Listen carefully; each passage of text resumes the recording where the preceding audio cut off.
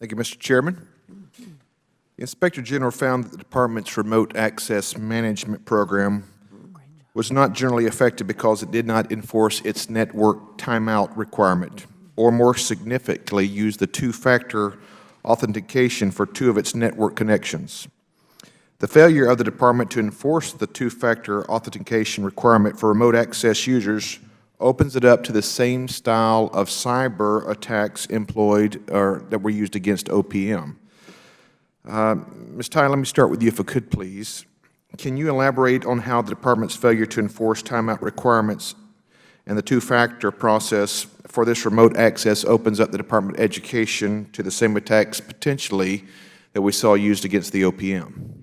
Well, yeah, the problem that we identified this year, we had gone out and asked for the inventory, and this was to the Federal Student Aid Organization. What's your inventory of remote access devices? They identified 4. We did penetration testing, found 2 more that they didn't even know about, and those 2 did not have two-factor authentication. So they have now, we understand, have put two-factor authentication on those 2 additional remote access points, but we still have, I believe, a couple of outstanding recommendations related to remote access. And if you do not have proper controls, obviously, on remote access, then you do open up the Department to attacks from the outside. Sure, and I'm sure you guys are taking the precaution. You're looking at these 2 adjustments, modifications, or things that we can include to prevent maybe some more of the cyber attacks. Is that fair to say? Yes. Okay. Dr. Harris, what is the Department of Education? What are your actions in doing to solve this problem? You guys do anything specific to making sure, you know, if I remember correctly, the OPM Director Archuleta ended up having to resign because the breach was so intensive. We don't want the same kind of thing here in the Department of Education. Can you tell me what action steps you guys are taking? Absolutely, Representative Walker. So for the 2 incidents you just mentioned, I concur with the IG.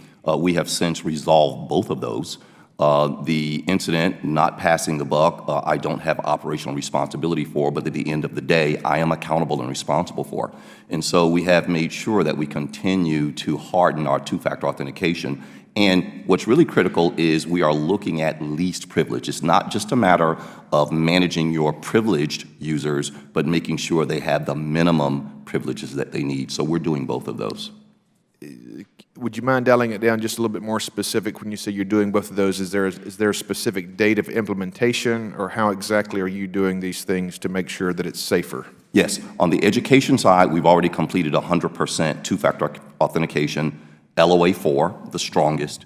And on the FSA side of the house, their completion date is December of this year. Okay. Well, thank you for your answers. With that, Mr. Chairman, I yield back the balance of my time.